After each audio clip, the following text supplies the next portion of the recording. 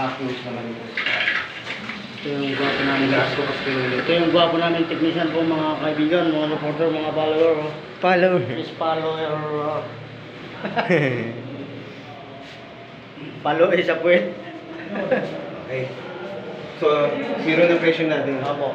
Sir, ito lang start up natin. Naka-on lahat ng breaker natin sa loob, tama? Apo. Sigurado ka? Yes, sir. Check ko lang natin para sigurado. Hindi lang.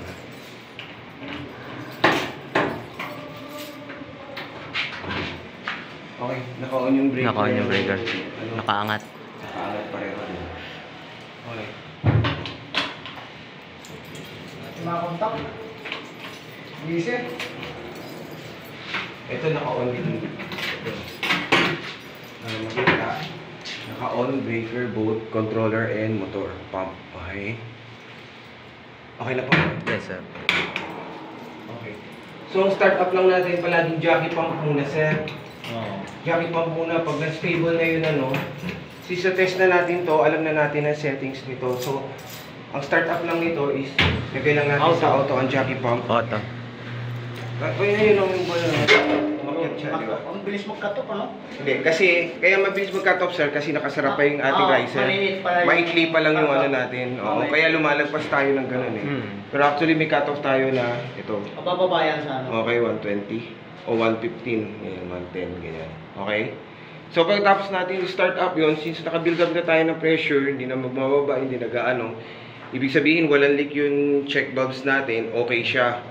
Wala ring leak sa taas dahil hindi mo mababa. Pwede natin i-auto itong pump. Auto. Tapos na yan, yun na yung pinaka-start. Naka-auto lang. Okay. Opo. So, ibig sabihin, pag sinulang sir to ng tubig, hindi ginamit ni Jackie, di ba, aandar si Opo. pump? Opo. Ngayon, kung mag-open kayo ng riser, sir, Oo. patayin nyo muna ito. Patayin. Huwag muna kayo mag-fire pump. Si Jackie lang. Okay? I-off mo muna yung jockey. Oh. Buksan ninyo itong riser. Bababa ulit yan. Pabayaan nyo na yung bumaba ng pinakamababa niya. Hayaan nyo siya. Bago mag-auto. Oo, pagka nag-stable na siya, tali mo, bumaba siya, may natirang ilang pressure kasi may tubig na rin naman yan eh. Bumaba hanggang dito for example, okay, lagay mo sa auto ito. Yun. So, tatakbo na siya. Tapos tatakbo yan. Okay. Tapos ang mangyayari, alam mo, magbubukas kayo ng bawat floor, di ba? Oo. Bago kayo magbukas, synchronize kayo, magtawagan kayo.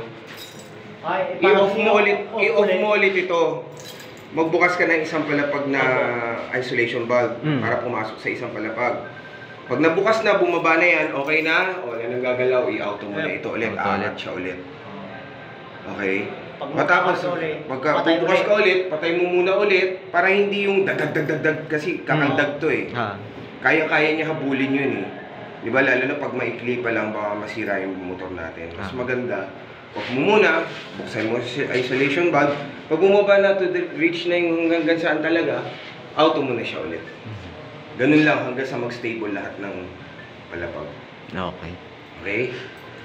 Thank you. So, ngayon, ang pinaka-ano nito is naka-auto siya. Yan ang pinaka-settings natin. Okay? Since, okay na po ba itong riser ninyo? Okay na po yan. Okay na yan? Nakabukas na ba bawat palapag? Hindi pa. Ay, Pero may karga to ngayon. meron na yan. Meron karga yan. Oh. So, kung magbubukas kayo, kayo na mag-control dito. I-off ko muna yun. Oo, Then, huwag dito. naman ito. Oo. Basta ito lang ang Bukasan muna yung valve, then pag nabuksan yung valve, saka ito, auto. okay. Tapos pag magbubukas bawat palapag. Off. On and off. On and off. Okay. CPS. Sa CPS naman tayo, sir.